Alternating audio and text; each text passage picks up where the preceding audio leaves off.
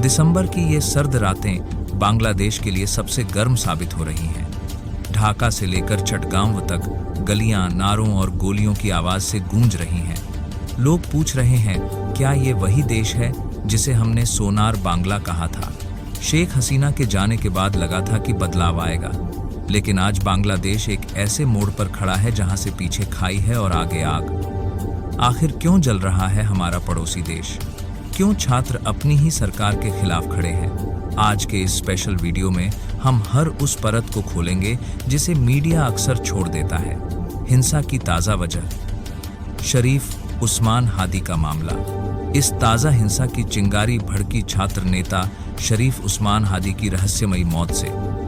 हादी सिर्फ एक छात्र नहीं था, वो उन हजारों युवाओं की आवाज़ था जो एक निष्पक्ष और लोकतांत्रिक बांग्लादेश चाहते थे। प्रदर्शनकारियों का आरोप है कि उन्हें सोची समझी साजिश के तहत रास्ते से हटाया गया।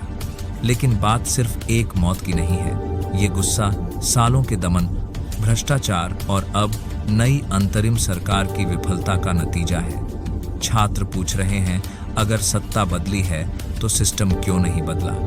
आज ढाका यूनिवर्सिटी जंग का मैदान बन चुकी है और ये आग पूरे देश में फैल चुकी है।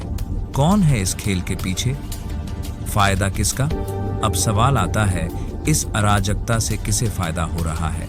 राजनीति में कुछ भी अकारण नहीं होता। पहला नाम आता है उन कट्टरपंथी संगठनों का जो लंबे समय से किनारे पर थे। उनके लिए ये अशांति एक सुनहरा मौका है।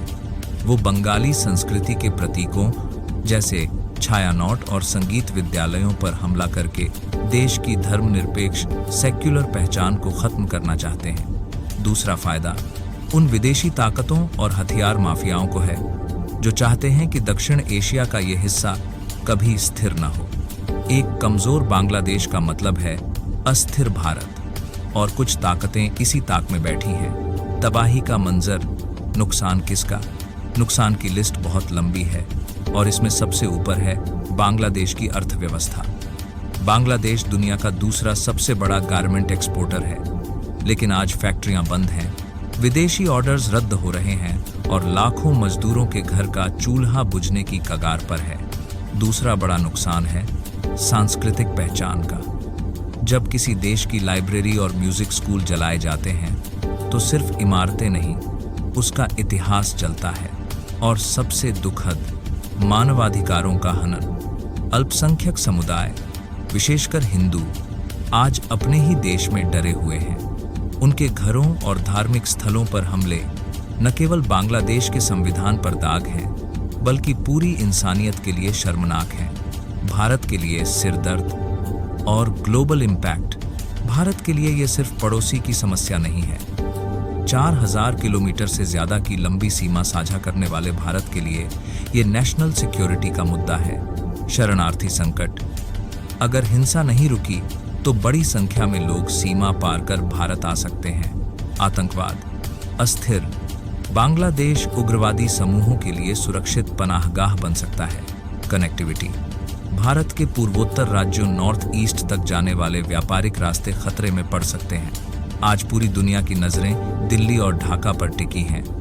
क्या भारत मध्यस्थता करेगा या फिर ये आग दक्षिण एशिया के दूसरे देशों को भी अपनी चपेट में ले लेगी?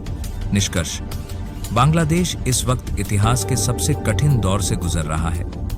गोलियों से आवाजें तो दबाई जा सकती हैं, लेकिन भूख और इंसाफ की मांग को नहीं। क्या वहां की अंतरिम सरकार चुनाव कराकर लोकतंत्र बहाल करेगी या फिर ये देश कट्टरपंथ की गहरी खाई में गिर जाएगा? ये तो वक्त ही बताएगा। लेकिन एक बात तय है, शांति ही एकमात्र रास्ता है। आपको क्या लगता है? क्या भारत को इस मामले में दखल देना चाहिए? अपनी राय कमेंट में जरूर लिखें। अगर आपको ये गहरी रिसर्च पसंद आई तो वीडियो को शेयर करें। जय हिंद।